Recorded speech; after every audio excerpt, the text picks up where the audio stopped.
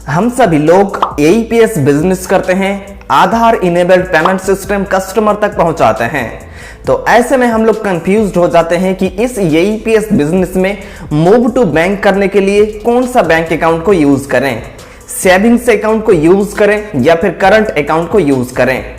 तो अगर आप भी ये कंफ्यूजन में हैं या फिर आप एक एईपीएस संचालक हैं, एईपीएस बिजनेस करते हैं, तो ऐसे में आपको ये वीडियो देखना बहुत ही इंपॉर्टेंट है, क्योंकि ऑनलाइन सर्विस आज के इस वीडियो में आपको बताने जा रहा है कि आप एईपीएस बिजनेस में कौन सा बैंक अकाउंट को यूज कर सकते हैं मूव टू बैंक के लिए।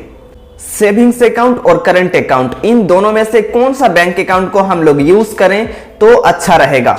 तो आप इस वीडियो में बने रहें, मैं आपको पूरा डिटेल्स दूंगा। जितने सारे लोग हम लोगों को बंगाली देख रहे हैं, वेस्ट बंगाल, त्रिपुरा, असम से देख रहे हैं, बंगाली में बता दूं, আমরা হচ্ছি বাঙালি, আমাদের কাছ থেকে কোনো আইডি বা প্রোডাক্ট নিলে বা কিছু জানার থাকলে আমাদের সাথে বাংলায় কনভারসেশন করতে পারেন। और जितने सारे न्यू देख रहे हैं मुझे आपको बता दूं, मेरा नाम है समदिल और हम लोग इस टाइप के कंटेंट आप तक लेके आते रहते हैं। और हम लोगों के साथ जुड़े रहने के लिए, फर्स्ट अपडेट ये सब के बारे में पाने के लिए नीचे हम लोगों का टेलीग्राम चैनल का ज्वाइनिंग लिंक है, आप वहां पर क्लिक करके हम लोगों का टेलीग्राम चैनल ज्वाइन कर सकते हैं ताकि आपको फर्स्ट अपडेट मिले। तो आज के इस वीडियो में मैं आपको जैसे कि बताया करंट और सेविंग्स अकाउंट के बारे में बताऊंगा कौन सा अकाउंट बेस्ट है। सबसे पहले बात, सेविंग्स अकाउंट और करंट अकाउंट, इन दोनों अकाउंट दोनों अलग अलग है, ठीक है। सेविंग्स अकाउंट और करंट अकाउंट, सेविंग्स अकाउंट को यूज वो लोग कर सकते हैं जो लोग एक सैलरी बेस पे कहीं पर काम करते हैं, एक इंडिविजुअल पर्सन है जिनको सिर्फ पैसा को सेव करना है, वो लोग सेविंग्स अकाउंट कर सकते हैं। हम लोग एक बिजनेसमैन है, हम लोग बिजनेस करते हैं, एईपीएस एक बिजनेस है। आप जो एक शॉप चलाते हैं वो भी एक बिजनेस है, आप जो किराना का दुकान चला रहे हैं वो भी एक बिजनेस है, आप जो एक साइबर कैब चला रहे हैं वो भी एक बिजनेस है। तो इस केस में सेविंग्स अकाउंट आप यूज नहीं कर सकते हैं बिजनेस पर्पस के लिए। बिजनेस पर्पस के लिए आपको करंट अकाउंट यूज करना होता है, ठीक है। मूव टू बैंक करने के लिए आपको करंट अकाउंट यूज करना होता है। और भी मैं इसका कुछ डिटेल्स आपको देता हूं, आगे इस वीडियो में आप बने रहें। सेविंग्स अकाउंट में जो भी पैसा आता है, सेविंग्स अकाउंट का मतलब यह है कि सेविंग्स अकाउंट में जो भी पैसा आए वो आकर के सेव हो जाए सेविंग्स में, और उस सेविंग्स अकाउंट में जितना भी बैलेंस सेव होता है उसके ऊपर हर बैंक इंटरेस्ट देती है हर एक पर्सन को।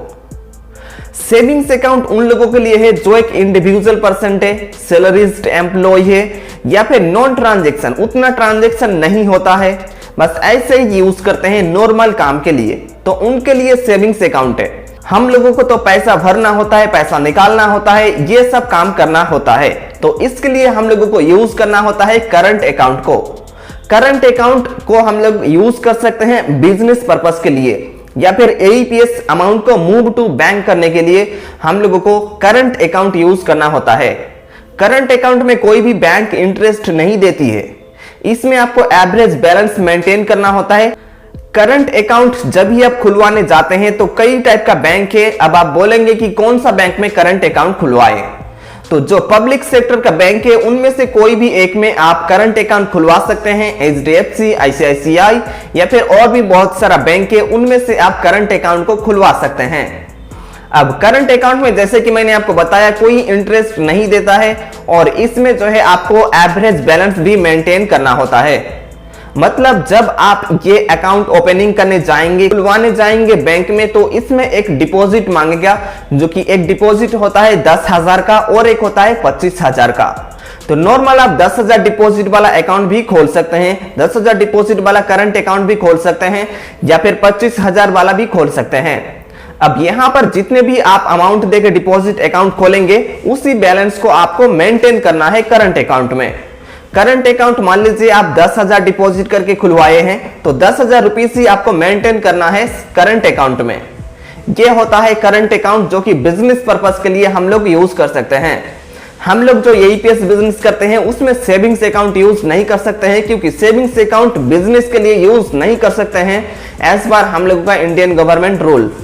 और हम लोग जो एईपीएस बिजनेस करते हैं हम लोगों को अनलिमिटेड ट्रांजैक्शन करना होता है, यूपीआई से करना होता है, देना होता है, लेना होता है। तो इस तरीके का ट्रांजैक्शन, अनलिमिटेड ट्रांजैक्शन के लिए हम लोगों को करंट अकाउंट यूज करना होता है, ना ही कि सेविंग्स अकाउंट। सेविंग्स अकाउंट में लिमिटेड ट्रांजैक्शन दिया जाता है, साथ ही ये बिजनेस पर्पस के लिए नहीं है। करंट अकाउंट में अनलिमिटेड ट्रांजैक्शन दिया जाता है और साथ ही ये बिजनेस पर्पस के लिए है। तो करंट अकाउंट को आप खुलवा लें, 10,000 वाला नॉर्मल अकाउंट भी आप खुलवा सकते हैं। खुलवाने के बाद ये करंट अकाउंट को आप एईपीएस बिजनेस या फिर जो भी बिजनेस आप करते हैं उस बिजनेस में यूज करें, ठीक है। सेविंग्स अकाउंट और करंट अकाउंट के बारे में मैंने आपको बता दिया कि सेविंग्स अकाउंट हम लोग यूज कर ही नहीं सकते बिजनेस पर्पस के लिए। बिजनेस पर्पस के लिए हम लोगों को करंट अकाउंट को यूज करना है, जो कि 10,000 या फिर 25,000 से ओपनिंग होता है।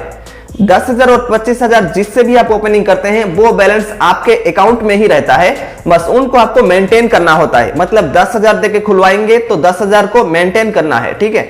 एवरेज बैलेंस मेंटेन करना है 10,000 रुपीज आपके करंट अकाउंट में।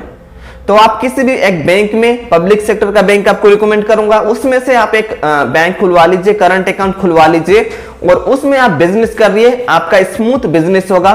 तो अगर आप कंफ्यूज्ड थे तो आपको आंसर मिल चुका होगा कि एईपीएस बिजनेस में आप करंट अकाउंट को यूज करें, ना कि सेविंग्स अकाउंट को यूज करें। उम्मीद है कि आपको यह वीडियो पसंद आया। अपनी तरफ से लाइक कर दीजिए।